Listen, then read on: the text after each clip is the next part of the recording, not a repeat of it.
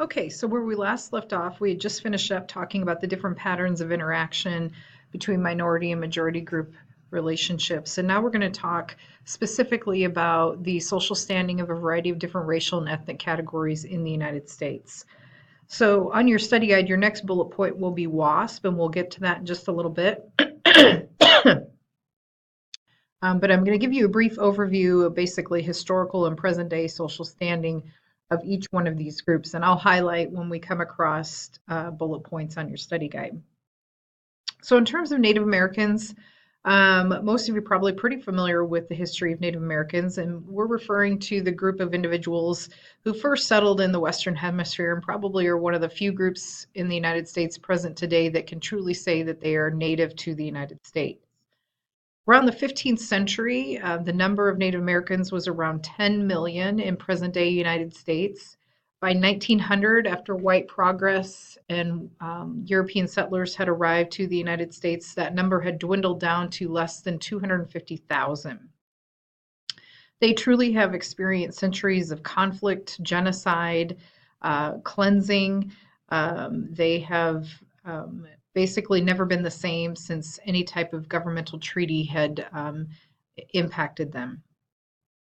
Present day, they have an extremely low social standing, and that's for a variety of different cultural factors. One, Native Americans as a culture have a very non competitive way of life, especially if they've lived and grown up on the reservation system. That's a part of the culture. And so many find life off the reservation very unbearable, very different in terms of our more American way of life, a very fast paced, very competitive culture that exists off the reservation. Also, many Native Americans have been more reluctant to pursue higher education, particularly because of the extreme poverty that's found on many of the reservations today. It's very difficult to make the connection and reality of our westernized education when there's so much extreme poverty to go back to the reservation. It makes it difficult to make that connection. And also, their darker skin color makes them targets of prejudice and discrimination. But they were the original inhabitants of the Americas, and before European contact, they lived in hundreds of distinct different societies. But between 1871 and 1924, they were subjected to a policy of forced assimilation, and that's really what the government's purpose was in terms of pursuing land and new progress. Today, oftentimes they're encouraged to migrate from reservations to the cities in search of more economic opportunities, but as I mentioned, many Native Americans do find that life pretty unbearable. They still remain pretty far behind in terms of educational and economic standing. But on a positive note, many tribes have recently come together to try and assert their pride and rejuvenate the culture. Even many are trying to focus today on economic revivaling of their locations and their reservations within the tribe. Next group we'll talk about are the white Anglo-Saxon Protestants, and this is your next bullet point on your study guide. What is WASP? It stands for White Anglo-Saxon Protestant. These are what many present day refer to as Caucasian. These are mostly of English ancestry, which would include Scotland and Wales. This is the only group that we'll talk about that has never been subjected to any kind of prejudice and discrimination throughout history. They are the original English settlers that are arrived into the United States, and they have brought with them and left the cultural legacy that we see today. They brought with them the English language that became the dominant language of the United States. They also brought with them the Protestant religion that became the dominant religion. So their historical dominance has been pretty great. So oftentimes when we utilize the words race and ethnicity, it's frequently used to describe everyone but them. So they're mostly of English origin. They've dominated since colonial days, and they came here into the US and even in subsequent waves, highly skilled, very motivated to achieve. Their power recently has probably very much declined, especially as we enter into the next century, but still have left a very significant cultural history. The next group that we'll talk about are African Americans. And much of the history of African Americans was with the foundation of the southern colonies in plantation systems with slavery. Originally, about 400,000 African Americans who were treated as slaves and brought into the United States forcibly were transported here. During that journey, they were subjected to an enormous amount of filth, disease, suicide ended up killing many of those original 400,000. When they arrived here and they were put under the conditions of slavery, they basically found they had no control over their lives. So we had this scenario of the Declaration of Independence that did not apply to African Americans. It basically applied to everyone else but them. So it created what we called this American dilemma. We had this democratic society where we basically denied rights and freedoms to an entire category of people. So we had to find a resolution to this dilemma, and eventually we pushed forth and had some subsequent changes in history where we pushed to end slavery. But unfortunately, the institution had been set and the status had been set. And so even after the ending of slavery for a very long period of time, African Americans still felt like they were defined as inferior and undeserving of equality, especially during the Jim Crow era. And we'll get into that here in a moment. So a couple things that you probably remembered throughout history. The 13th Amendment outlawed slavery.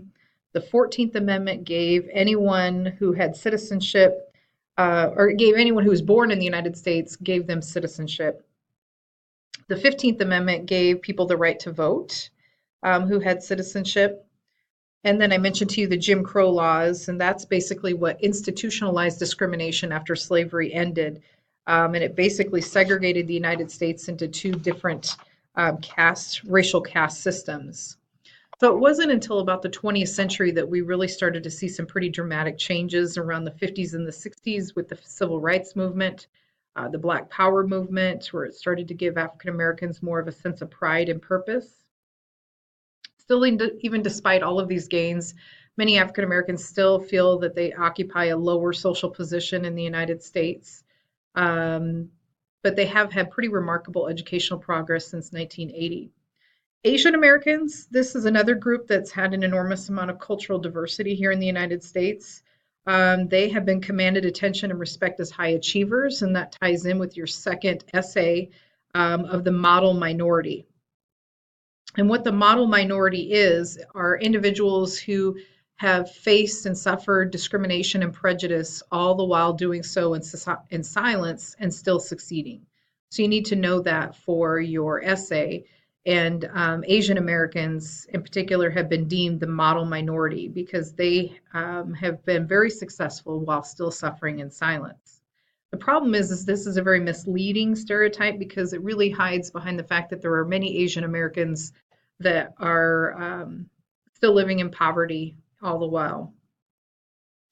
So talking a little bit about Chinese Americans, their major immigration began around 1849 with the gold rush.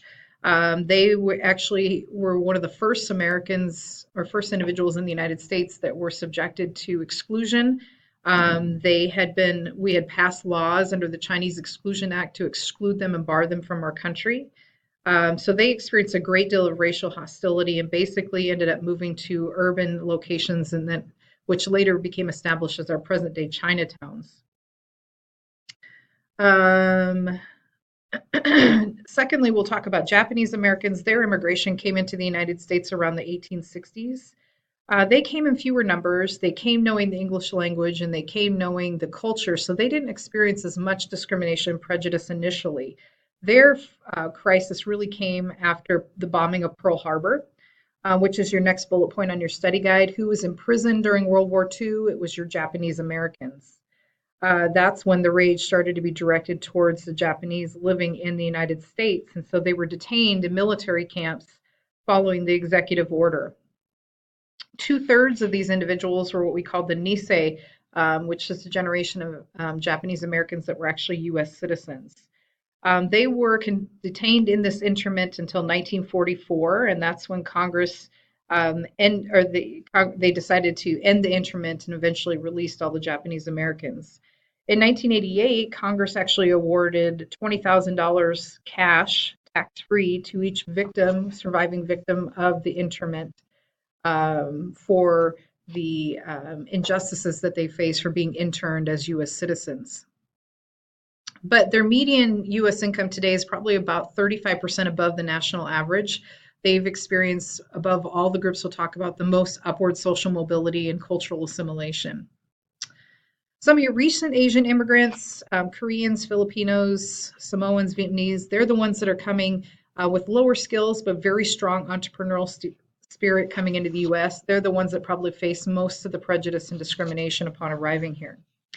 Hispanic Americans, largest in terms of the population, which is your next bullet point on your study guide. What category of Hispanic Americans in the U.S. is the largest? Your Mexican Americans are your largest, growing right now. They're the largest coming into the country. About a quarter of them are still very poor, though. They have some of the highest dropout rates and receive the least amount of schooling. And so that oftentimes lodges them in the lower rungs of society. Next very large group are your Puerto Ricans. They have a very interesting relationship in the United States because they became U.S. citizens after U.S. Purchased them after the Spanish-American War. But they became U.S. citizens in 1917. Most live in New York City today, but are subjected to a great deal of prejudice, discrimination because of their citizenship status.